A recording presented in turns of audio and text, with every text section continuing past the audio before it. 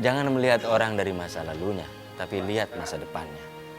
Jadi anak pang, anak jalanan itu jangan lihat sisi-sisi yang semuanya negatifnya, tapi lihat sisi kebaikannya. Boleh jadi dia lebih dekat kepada Tuhan.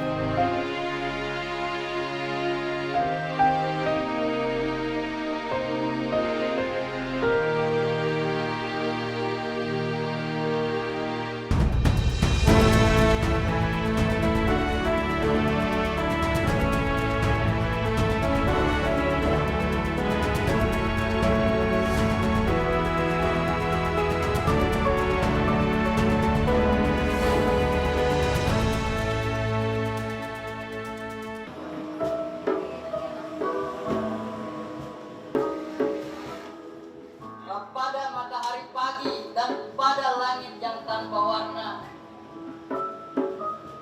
Badan ini hanyalah suatu cermin surga. Lantunan puisi cinta Rumi mengiringi dakwah seorang Halim Ambia. Syair lembut yang menusuk ke dalam jiwa, mampu mengiringi Halim Ambia untuk terus berbuat kebaikan. Keadaan nampak sebagai keberadaan. Sejak 2012, Halim Ambia memilih jalan membimbing anak-anak jalanan untuk kembali kepada Tuhannya lewat pesantren tasawuf underground yang ia dirikan. Niat Halim Ambia untuk membimbing anak jalanan diawali kala dirinya terjebak dalam sebuah demonstrasi besar di Thailand pada 2002. Saat itu, ia diselamatkan dari kericuhan oleh anak-anak jalanan negeri Gajah Putih. Saya masih studi S2 di Malaysia, tepatnya di Kuala Lumpur. Waktu itu saya dapat undangan seminar internasional di Bangkok. Saya jalan dari Kuala Lumpur ke Bangkok menggunakan bis. Dalam perjalanan tepatnya di Hat Nyai, terjadi kerusuhan besar. Waktu itu saya menginap di hotel, saya keluar hotel jalan-jalan, tiba-tiba ada kerusuhan. Saya tidak berdaya di tengah-tengah kerumunan, saya hampir ditelanjangin, saya dipukulin, saya tersungkur. Pada saat saya sudah tidak bisa berdaya untuk melarikan diri dari kerusuhan itu, tiba-tiba ada anak pang, anak jalanan di Hat Nyai yang menyelamatkan saya dan memasukkan saya ke bengkel motor. Dari situ saya bilang, oh, mereka yang casingnya berbeda, yang kayaknya dapat stigma negatif dari masyarakat, tapi dia menyelamatkan saya dari kerusuhan yang boleh jadi bisa bawa belur lebih parah saat itu. Halim menangkap hikmah dari peristiwa tersebut. Ia melihat bahwa anak pang jalanan tidak seperti stigma yang dibangun khalayak selama ini. Setelah mendapatkan gelar Master Studi Sejarah Peradaban Islam di Malaysia, Halim tak serta-merta mendirikan pondok pesantren tasawuf underground. Halim sempat bekerja di perusahaan penerbit, menjadi jurnalis, dan mengajar di sebuah universitas. Dari pekerjaan-pekerjaan tersebut, ia terus menemukan permasalahan urban yang tak pernah usai di setiap kota, yakni anak-anak jalanan. Hal ini semakin menguatkan niat Halim Ambia untuk membimbing langkah anak-anak jalanan agar kembali pulang. Halim menggunakan metode yang ia sebut peta jalan pulang untuk membimbing anak-anak jalanan. Metode ini terdiri dari dua jenis pengajaran, yakni jalan pulang kepada Tuhan dan jalan pulang kepada keluarga.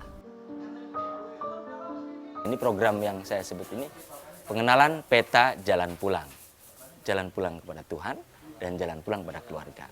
Jalan pulang kepada Tuhan, ini maksudnya bagaimana mengembalikan kesadaran rohani mereka agar tahu tugas kehambaan sebagai manusia akan kembali pada Tuhannya.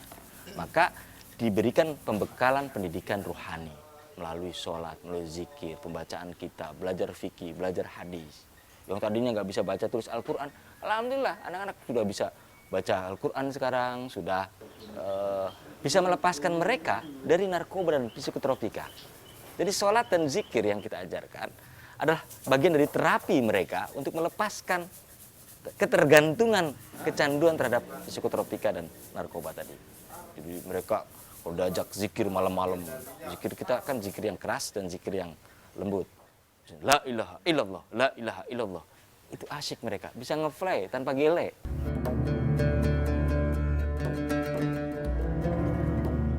Nama Tasawuf Underground pun sengaja dipilih Halim sebagai wadah jalan pulang bagi anak-anak jalanan yang menjadi santrinya. Menurut Syekh Ahmad Zoru, ahli sufisme dari Maroko, tasawuf merupakan ilmu yang dapat memperbaiki dan memfungsikan hati semata-mata untuk Allah. Dan kata underground merepresentasikan bahwa untuk memperbaiki diri tak perlu dilihat orang banyak. Ia ingin anak-anak didiknya tulus untuk kembali pulang ke jalan Tuhan. Terbuka pintu-pintu surga. Selain menyucikan diri secara rohani, peta jalan pulang lainnya adalah pulang kepada keluarga. Dalam metode ini, para santri diajarkan untuk menata kehidupan selanjutnya dan mandiri secara ekonomi. Lalu yang kedua adalah jalan pulang kepada keluarga. Jalan pulang pada keluarga ini maksudnya apa? Pemberdayaan ekonomi dan sosial. Gak mungkin mereka hanya dikasih pelajaran rohani.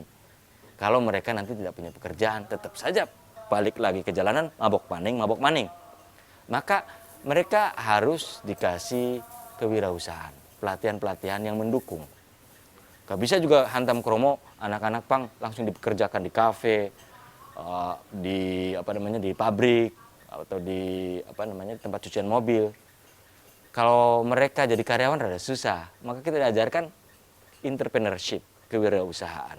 Kita ada laundry kiloan, kita udah punya laundry kiloan sini nih, udah punya kafe, sudah ada bisnis online dengan penjualan kopi, kemudian ada penjualan juga sablon cukil.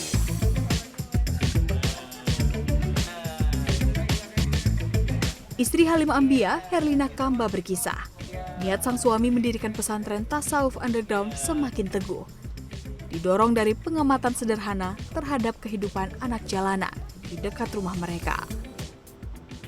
Suatu saat pernah ngelihat anak-anak pang itu di jalan di lampu merah, terus tergerak gitu untuk berteman dengan mereka gitu. Datang terus ngajak ngobrol, akhirnya diajak ke rumah gitu. Itu awalnya. Nah dari sana terus ada beberapa anak yang datang ke rumah ikut ngaji gitu, terus mereka kadang curhat gitu. Nah dari sana terus bertambah gitu yang datang ke rumah, terus dan setelah itu juga bukan hanya di satu tempat itu ya, tadinya awalnya di daerah Gaplek situ, Ciputat. Habis itu pindah ke tempat yang lain juga gitu. Lalu banyak juga dari mereka yang ngajak teman-temannya gitu. Nah dari situlah berkembang. Sempat timbul kekhawatiran dalam diri Herlina terhadap jalan yang dipilih suaminya. Sebab keputusan yang dilakukan Halim Ambia tidak lumrah diambil kebanyakan orang. Dukungan keluarga menjadi kunci Halim Ambia untuk terus melangkah. Jalan Halim mendidik anak-anak jalanan tak selalu mulus. Terkadang batu-batu kerikil menghalangi langkah besar Halim Ambia. Misalnya, masih ada anak-anak yang kembali ke jalanan setelah mengikuti ajarannya. Meski demikian, dengan metode pendekatan personal yang konsisten, anak jalanan bisa kembali ke pesantren Tasawuf Underground. Jadi kan saya bilang bahwa salah satu mendekati mereka adalah persahabatan. Jadi saya hadir sebagai sahabat, yang pertama. Yang kedua, saya hadir sebagai bapak bagi mereka. Hadir sebagai bapak berarti baik atau buruk, benar atau salah, dia harus dibela. Saya harus menjadi figur bapak di jalanan. Habis itu yang ketiga, saya sebagai guru, saya mengajarkan banyak hal tentang pendidikan agama, tentang ilmu sosial dan lain sebagainya di pondok ini.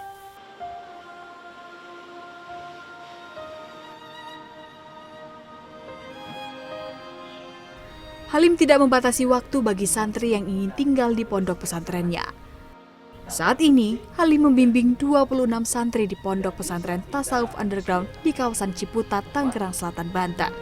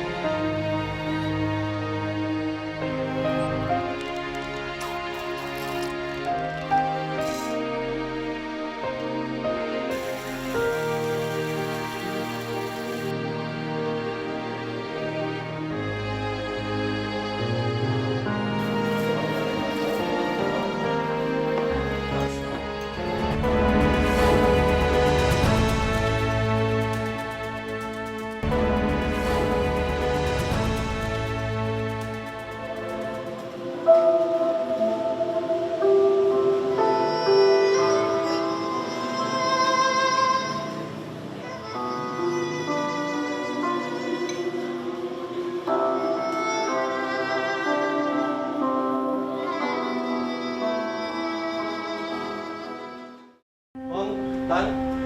Subuh. Bangun, sholat. Udah disiapin sejadahnya kan? Ayo. Bangun dong. Usur lu, usur.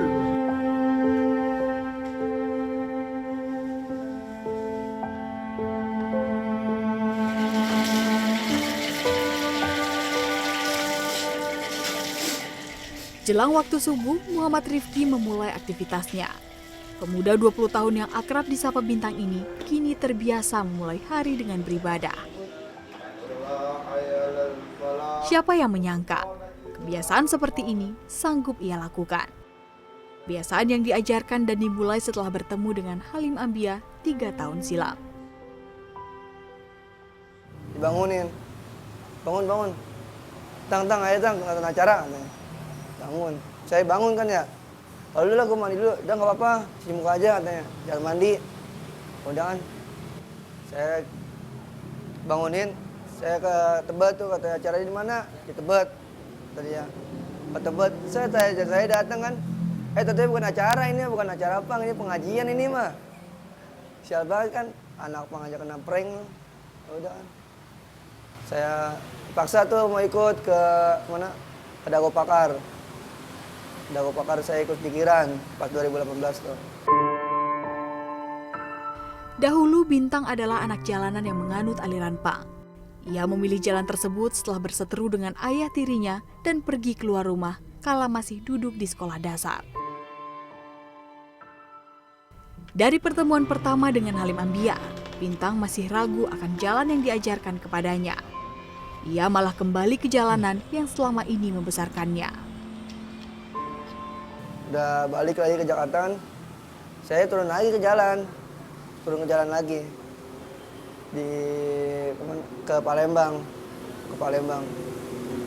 balik dari Palembang,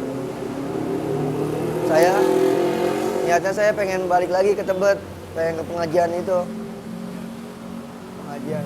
totalnya saya berat gitu, saya balik lagi ke jalan, balik lagi ke Sukabumi. Saya ke Depok kejadian itulah saling peristiwa bangku hantam itu udah pada bonyok deh tuh. Saya kabur ke Kerawang. Pertolongan dari Halim Ambia datang ketika Bintang mengirimkan foto dirinya yang babak belur kepada salah satu kawan lamanya yang saat itu tengah bersama Ustadz Halim. Tak lama Halim Ambia bersama rekannya datang untuk menemui Bintang di Karawang. Ia pun diobati layaknya seorang anak hingga lukanya benar-benar sembuh. Bintang pun tersadar bahwa tidak seharusnya ia kembali ke jalanan setelah mendapatkan ajaran dari Halim Ambia.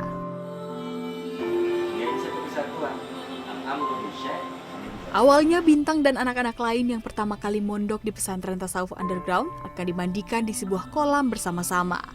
Langkah ini sebagai sebuah simbol pembersihan diri yang akan dilalui anak-anak jalanan. Saat ini, ia tengah mengikuti pendidikan kesetaraan yakni paket A agar memenuhi syarat masuk ke jenjang pendidikan yang lebih tinggi. Selain itu, ia diberi tanggung jawab untuk mengurus usaha di bidang binatu agar memiliki bekal berwirausaha jika sudah keluar dari pondok pesantren. Selain Bintang, ada pula Trian Anugrah Permana atau yang akrab dipanggil Pongki. Pongki yang dulu hidup di jalanan berpindah-pindah dari satu kota ke kota lain dan sempat terjerat kasus hukum. Pongki kemudian bertemu dengan gurunya di pengajian jalanan yang diadakan Ustadz Halim.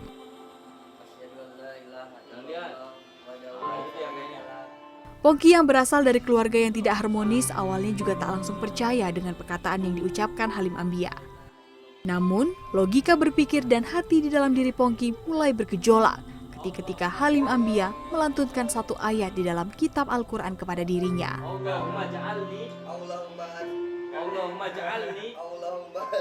Mandi dulu tuh, baru ketemu ustadznya kan. Ya rada-rada aneh aja gue, ini style banget nih ustadz. Ya, dalam hati gue kan ini ustadz apa bukan sih ya. Jadi ya gue bilang gue tipe orang yang nggak langsung percaya gitu. Pas beliau bicara baru meleleh gue. Pertama kali Pak Ustadz ngajarin Al-Fatihah, Ayatnya bunyinya gini. Iya karena berdua, iya karena stain. Hanya kepadamu kami menyembah dan hanya kepadamu kami meminta pertolongan. Jadi nyembah dulu, baru minta tolong. Ini kan enggak. Gue minta tolong dulu, nggak pernah nyembah. Minta tolong terus ya kan, tiap hari minta tolong, berdoa dalam hati. Tapi nggak pernah nyembah, nggak pernah sholat, nggak pernah gimana. Kerjaan gue mabok, mabok, narkoba dan lain-lain ya kan. Kerjaan gue ya itu aja memang kehidupan sehari-hari gue. Tak hanya soal agama, dalam bimbingan yang ia ikuti dengan Halim Ambia, Pongki diasah untuk mengembangkan bakat seni yang ia miliki, yakni seni peran teater.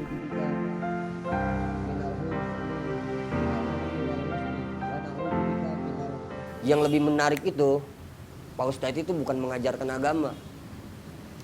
Kayak kita berwirausaha, kita diajarin kreativitas, kita diajarin banyak hal yang diajarin, bukan hanya agama yang diajarin. Ini yang gue nggak dapat sama ustadz lain.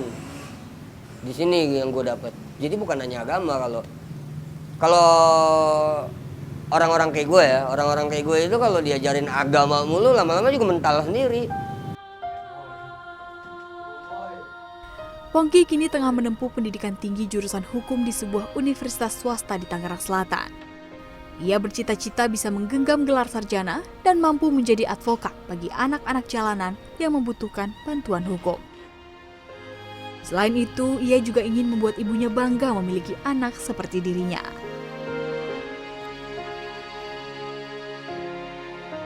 Pesantren Tasawuf Underground juga telah meluluskan sejumlah anak yang berasal dari jalanan.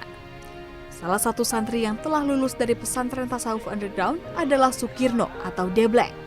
Debleng mulai mengikuti metode peta jalan pulang Halim Ambia sekitar tahun 2019.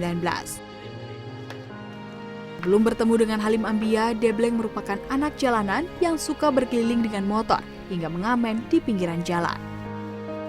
Selama di jalan, Debleng yang telah menikah dan memiliki 2 anak ini merasa ada yang hilang di dalam jiwanya, sehingga muncul tekad untuk berubah.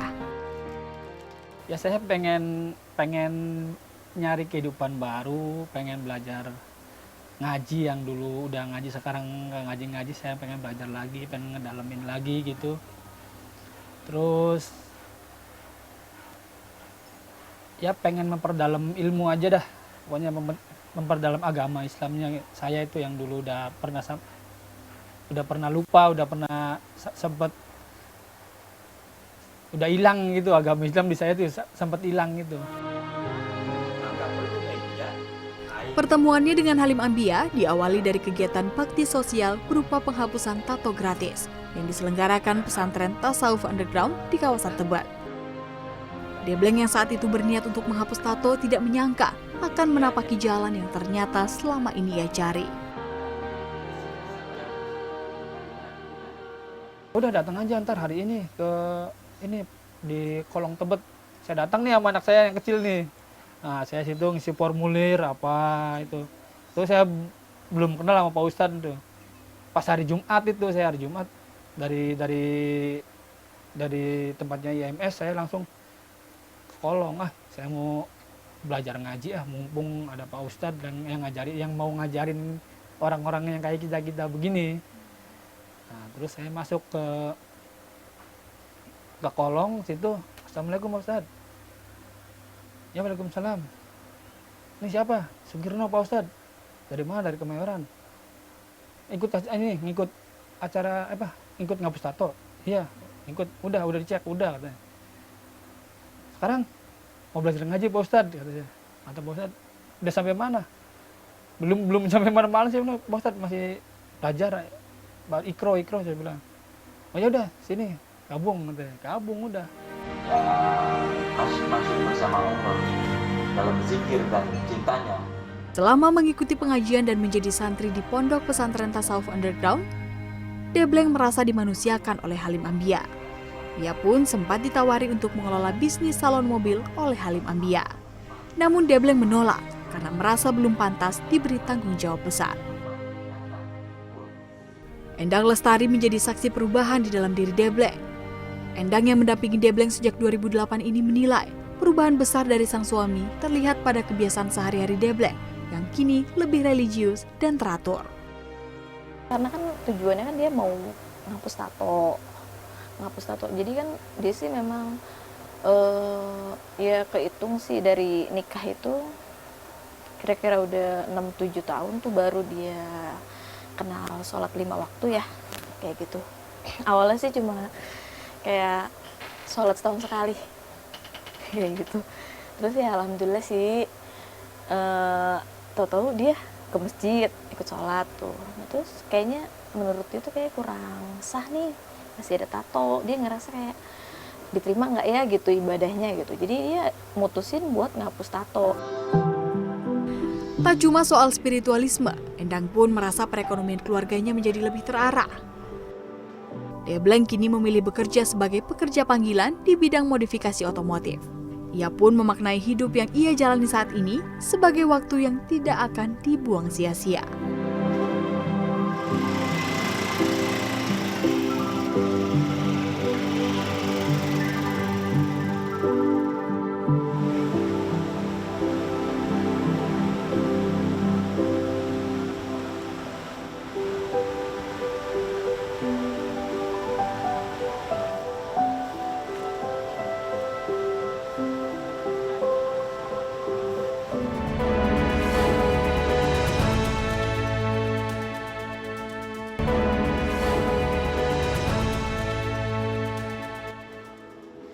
Pada matahari pagi dan pada langit yang tanpa warna. Badan ini hanyalah suatu cermin surga. Kemurniannya membuat malaikat Serafin terkejut. Dan iblis yang berdiam di urat sarafmu pun menggigil takut.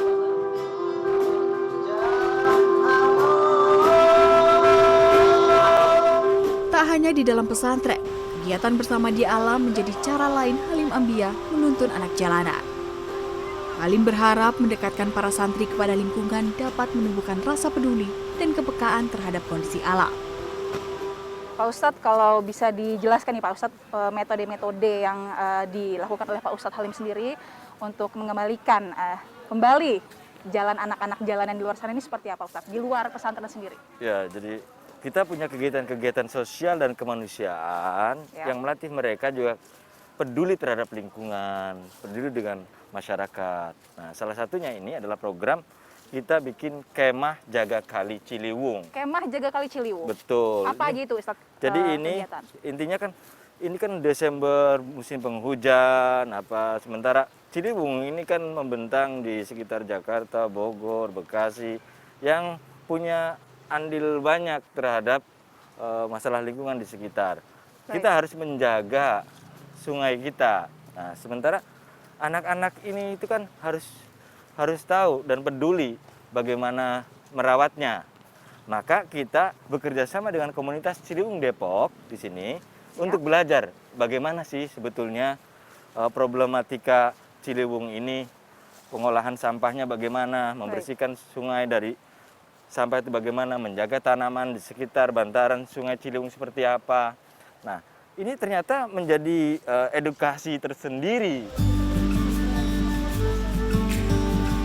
Dalam metode ini, Halim Ambia berkolaborasi dengan sebuah komunitas di sekitar Sungai Ciliwung, Depok, Jawa Barat untuk bersama-sama melestarikan serta menyelesaikan persoalan lingkungan, khususnya sampah di kawasan sungai. Masuknya ke konservasi dan edukasi sebenarnya. Karena kan tadi kita bareng-bareng teman-teman SAUP sini, kita itu melakukan pembersihan di sepanjang sungai. Tadi yang kita lakukan itu adalah bersihin sampah di pinggiran sungai, sampah plastik. Programnya sebenarnya sangat bagus ya, sangat masih dalam benang merah kita sebenarnya. Makanya sebenarnya program-program seperti inilah yang sebenarnya pengen kita kembangin terus gitu. Maksudnya nggak cuma di sini gitu. Harapannya setelah kegiatan bersama Ustadz Halim dan teman-teman jalanan yang berkegiatan di sini bisa nularin lah hal baik ini keluar lagi gitu. Karena kan saya sendiri pun nggak bisa ngejangkau ke sana gitu. Maksudnya ketika kegiatan ini ada, teman-teman lah yang punya teman lagi akhirnya bisa menularkan kegiatan di sini gitu sih.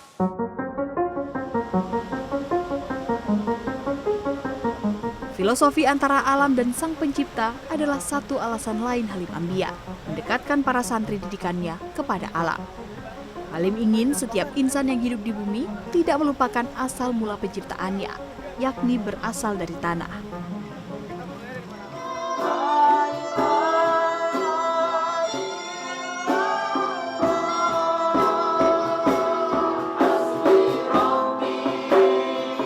Tak cuma belajar agama, metode pengajaran Halim Ambia pun melibatkan musik. Pesan religi dan moral yang ingin diajarkan diselipkan dalam musik. Lewat langkah-langkah ini, Halim ingin menjadi contoh sederhana bahwa memberi kebaikan dapat dilakukan kepada setiap makhluk Tuhan. Seperti filosofi dari seorang penyair bernama Maulana Jalaluddin Rumi yang ia pegang selama ini. Dalam hal kedermawanan dan menolong orang, jadilah seperti sungai, mengalir tanpa henti, tanpa mengharapkan balasan. Jangan melihat orang dari masa lalunya, tapi lihat masa depannya. Jadi anak pang, anak jalanan itu jangan lihat sisi-sisi yang semuanya negatifnya, tapi lihat sisi kebaikannya. Boleh jadi dia lebih dekat kepada Tuhan. Ada beratus jalan untuk berlutut dan bersujud kepadanya. Diamlah. Cinta adalah sebutir permata yang tak bisa kau lemparkan sembarang umpama sebutir batu.